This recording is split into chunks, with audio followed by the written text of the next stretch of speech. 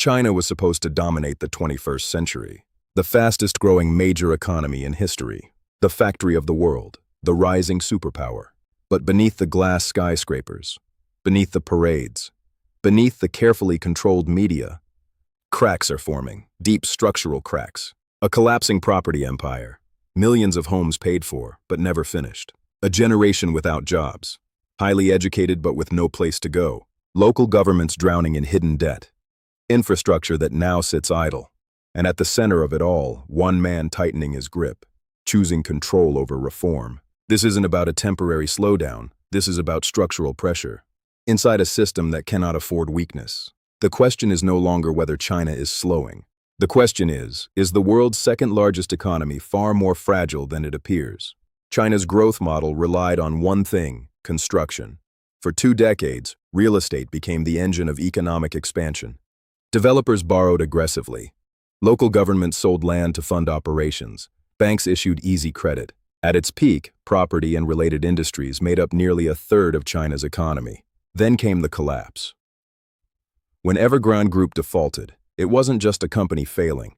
It exposed a system built on leverage. Millions of apartments were pre-sold but never completed. Homebuyers stopped paying mortgages. Developers ran out of cash.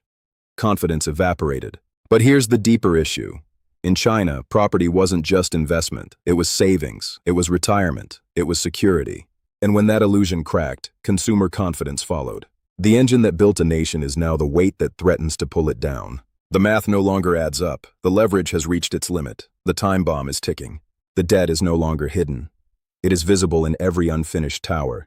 And the fuse is shorter than anyone wants to admit. Official debt numbers in China look manageable. But that's only the visible layer. Local governments created shadow entities, financing vehicles, to borrow off the books. They funded highways, bridges, industrial parks, many of which generate little revenue. Now trillions in hidden debt are maturing. And here's the trap. Local governments depend on land sales for revenue. But land sales depend on property developers buying.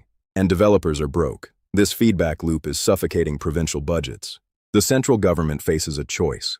A decision that will define the next decade. Bail everyone out and risk inflation and currency weakness. Or let local defaults rise and risk social instability. Neither option is clean. The numbers never lie, but they can be hidden for a while. The shadow is growing, and the ledger is reaching its final page. China's economic miracle promised opportunity. Now millions of university graduates struggle to find work. Youth unemployment surged so high that authorities stopped publishing the data. A generation raised on growth now faces stagnation. The cultural shift is visible. Lying flat. Let it rot. These phrases reflect quiet resignation. An economic slowdown is manageable. A psychological slowdown is far more dangerous. Because when ambition fades, so does consumption. So does innovation. So does belief in the system. Foreign investors once flooded China. Now capital is quietly exiting. Manufacturers are diversifying supply chains. Geopolitical tensions are rising. Trust is eroding. Western firms worry about transparency. Investors worry about intervention. And global confidence matters. Because China's growth has always depended on integration with the world. Isolation magnifies weakness in a world that demands transparency. In times of instability, some leaders decentralize. Xi centralized. Term limits removed. Political rivals sidelined. Private tech giants restrained. The system is now more controlled and less flexible. Centralization creates speed, but it also removes internal debate. And when economic pressure builds inside a rigid system, adjustment becomes harder. The gamble is clear.